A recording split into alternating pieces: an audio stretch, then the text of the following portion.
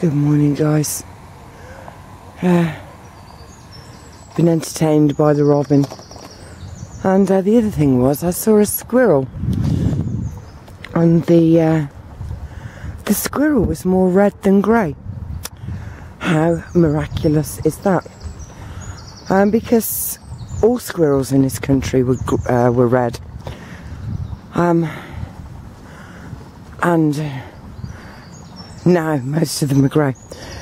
Do you know, I don't know any of this to be true, so I want to be very careful what I'm actually saying to you guys. Do you know what I mean? I don't know what the truth is anymore. Right, let's do the time, which is 7:37, and it's Saturday today.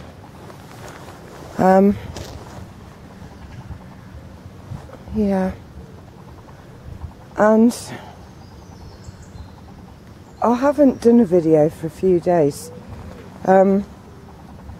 because, well, for a start off, I have been so down.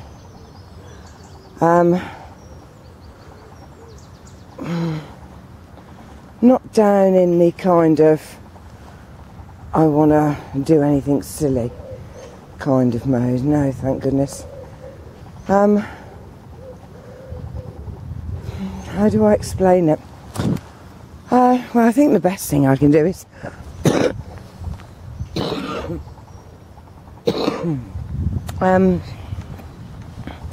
my father once had to give me the belt, which means I got belted twice across my ass.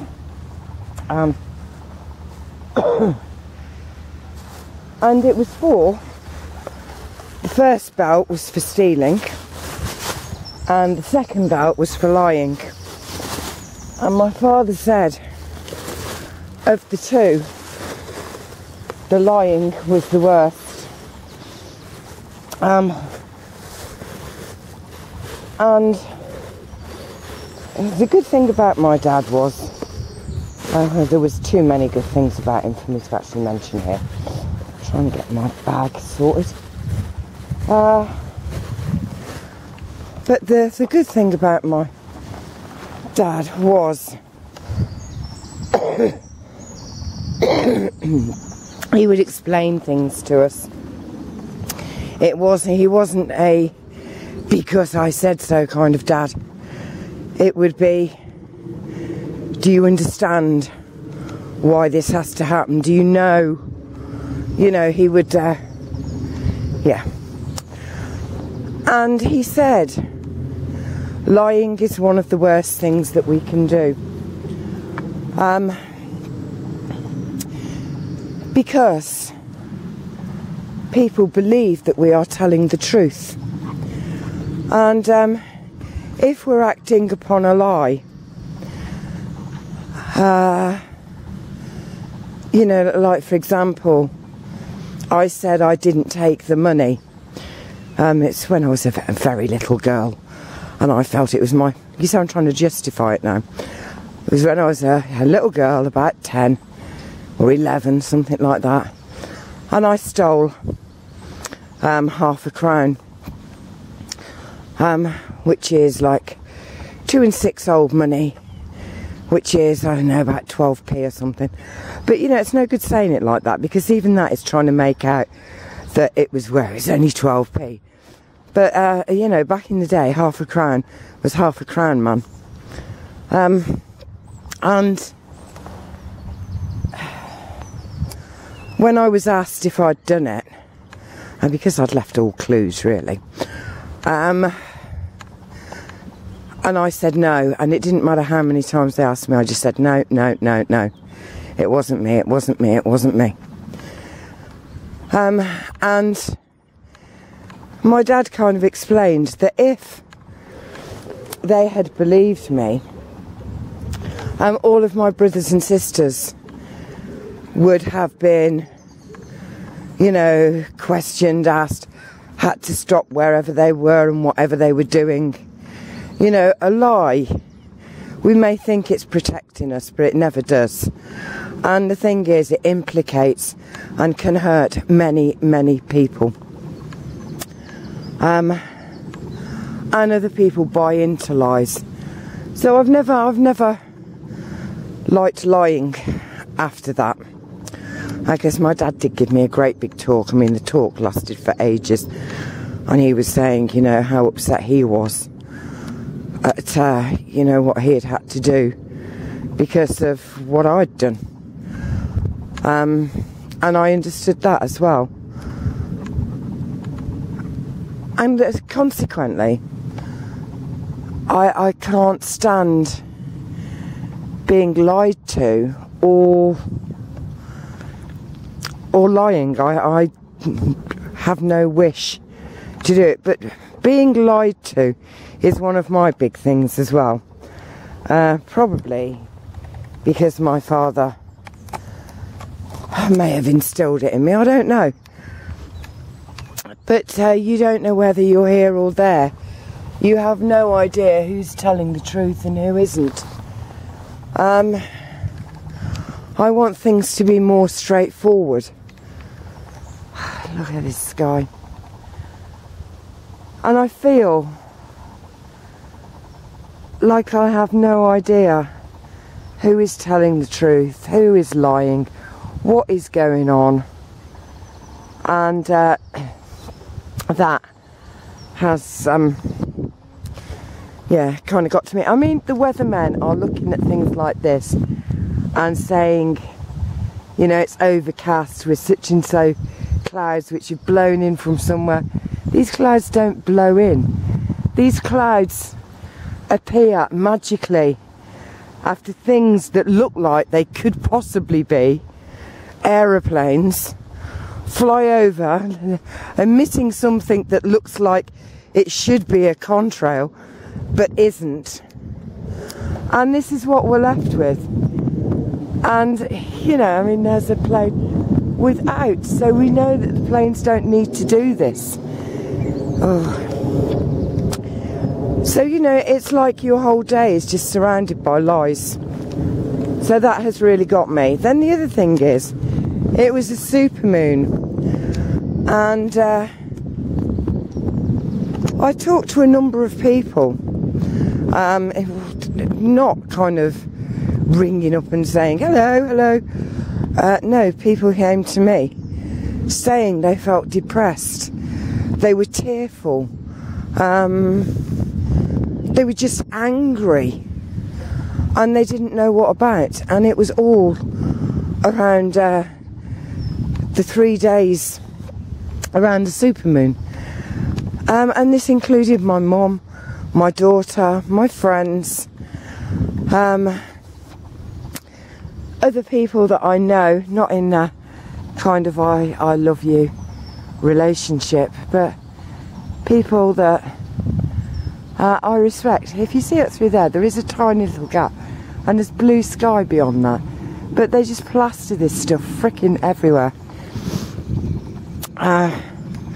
Yes, so I found that quite interesting, that all these people were all feeling at the same time fed up, angry, depressed. And in fact, 3 of those people all said, I've just had enough of it now.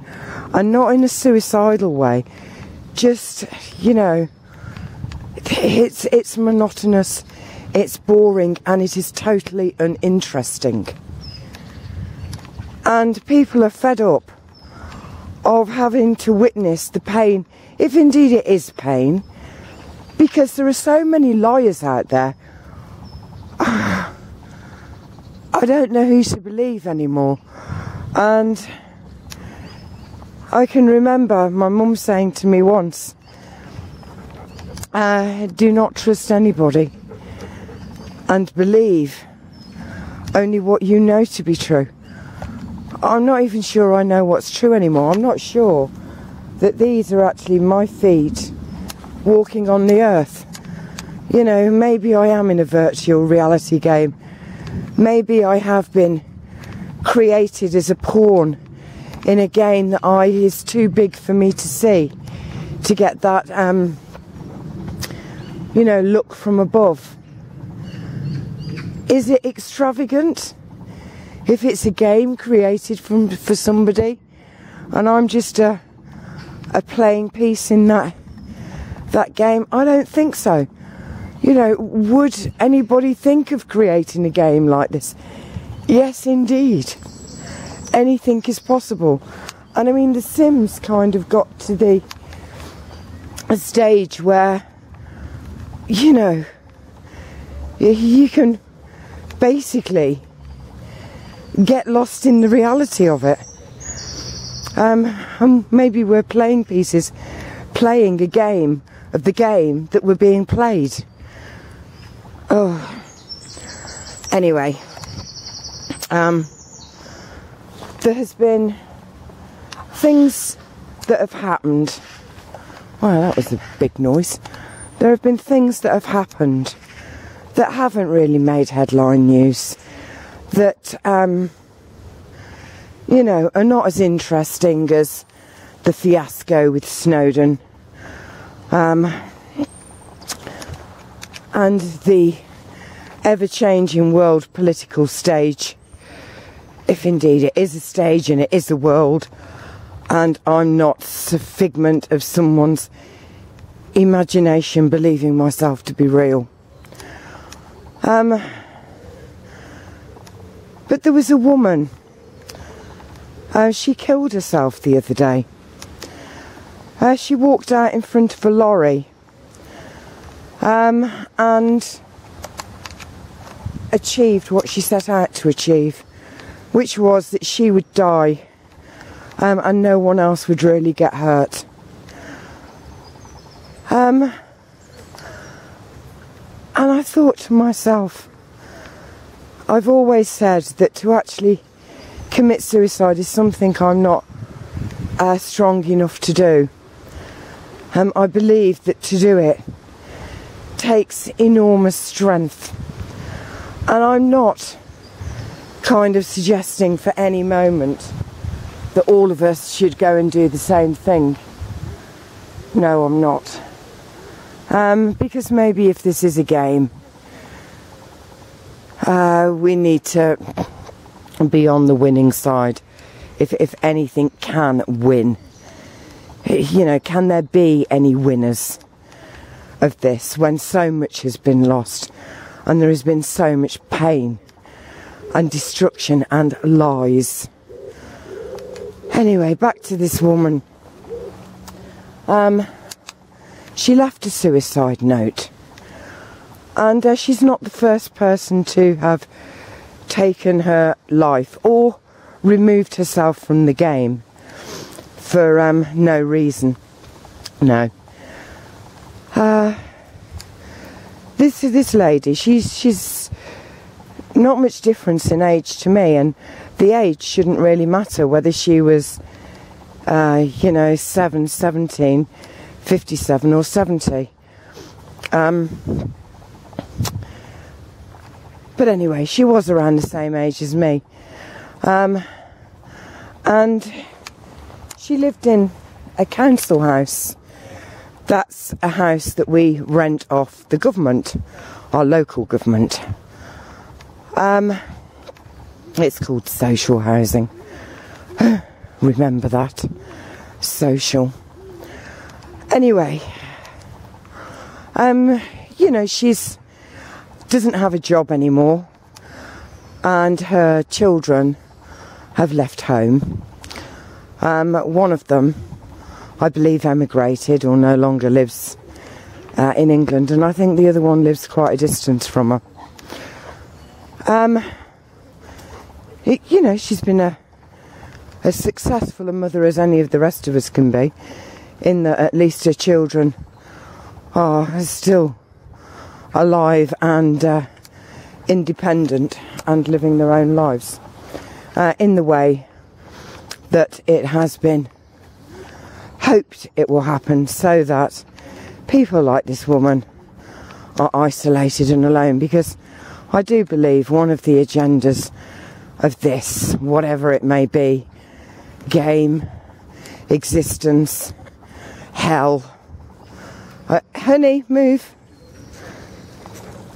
is that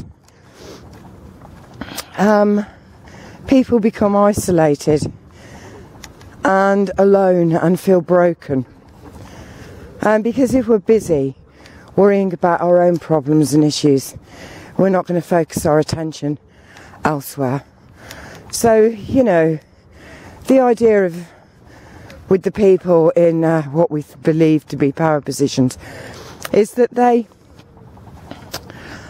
want us distracted, they want us focused on something else, and there's no greater focus really.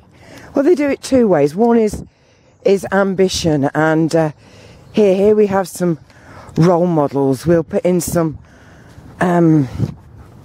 Formula One drivers. You know, they're young, they're fit, they've got the beautiful pop star girlfriends. They jet off all over the world. They have half naked girls spray champagne over them. So there's that kind of thing, and it might not just be a Formula One racing driver. It could be a pop star, it could be a brain surgeon, it could be something that is ambition led. Or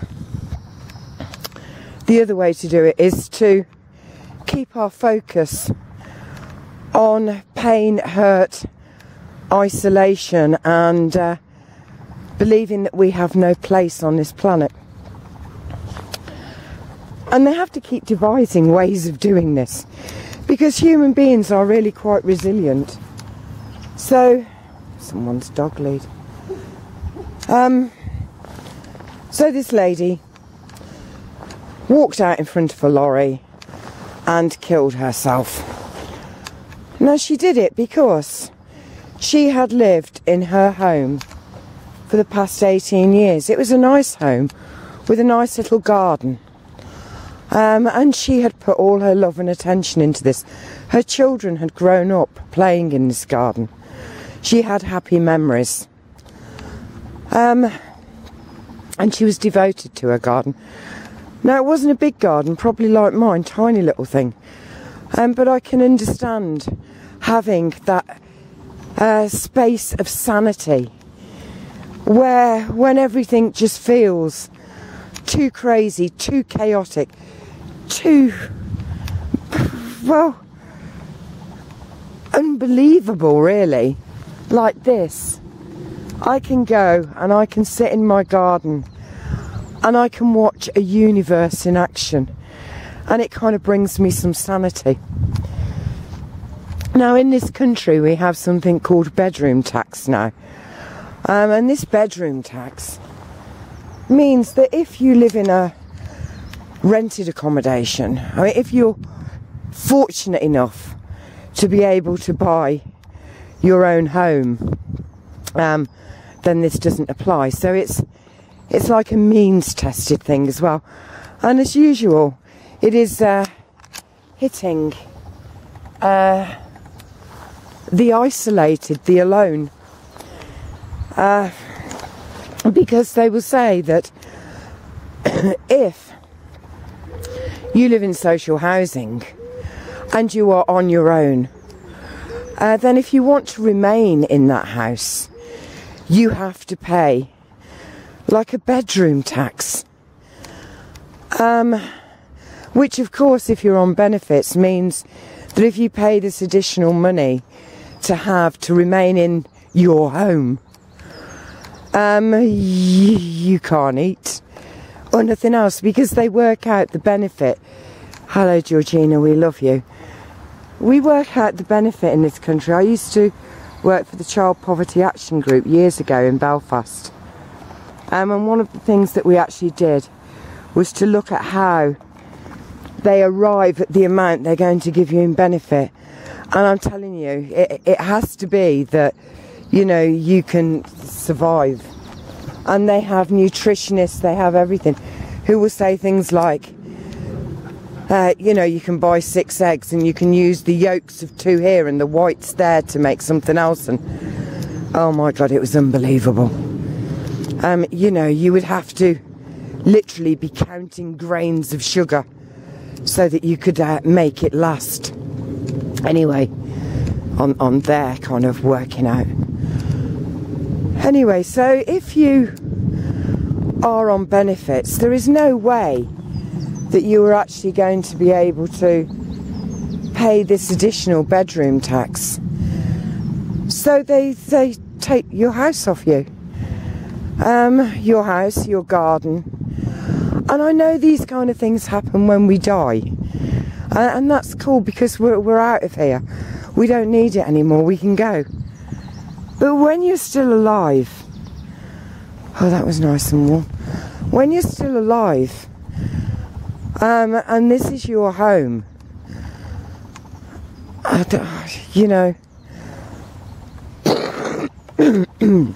excuse me, and this woman was told, you have to leave, and instead of your lovely home with your memories and all the energy and effort you've put into your beautiful garden, you're going to be put into a high-rise,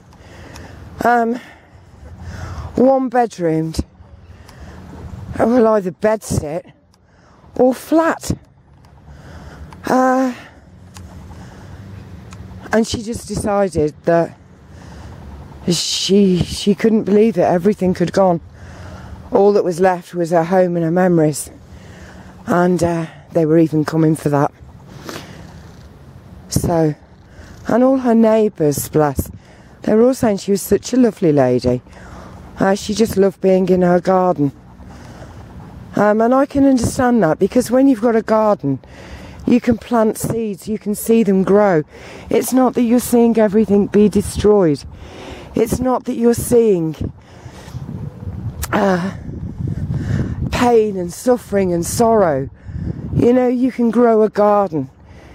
Like me, you know, I'm going to be able to pick a handful of peas. But in my garden, that's all I have room for. And I should cherish those peas when I eat them. And even if I didn't eat them, there has been something so adorably wonderful in their creation and watching them grow. And I think to myself, no one, oh, there's broken glass everywhere, so I'm going to be careful. It didn't seem to, oh, I don't know. Anyway, this woman is not the first woman to kill herself because of the bedroom tax. And in fact, years ago, I can remember driving, I wasn't driving, I was in our family car, and we were going to my Auntie Mary's, who lived in Plymouth, for our holiday. I was a little girl. And we went via Bath at one point, and everywhere there was these lovely houses with bricked in windows. And even on the journey down, I was saying to Dad, why have they got bricks in their windows? And Dad told me about this ridiculous window tax that came in centuries ago, where the government just wanted to get more money for whatever it wanted more money for. And so they decided to tax windows. So people who were used to living in houses with some daylight coming into them had to brick up their windows. This is no different to that. It's like brick up your bedroom. Only the thing is that if you move into a flat, everything will be smaller. Your living room will be smaller. Your kitchen will be minute. If indeed you've got a kitchen, it might be a kitchenette. It's crazy. Absolutely crazy. Everything else has been taken from her. Why couldn't they just leave her with her gardens, her creations and her memories? I don't know.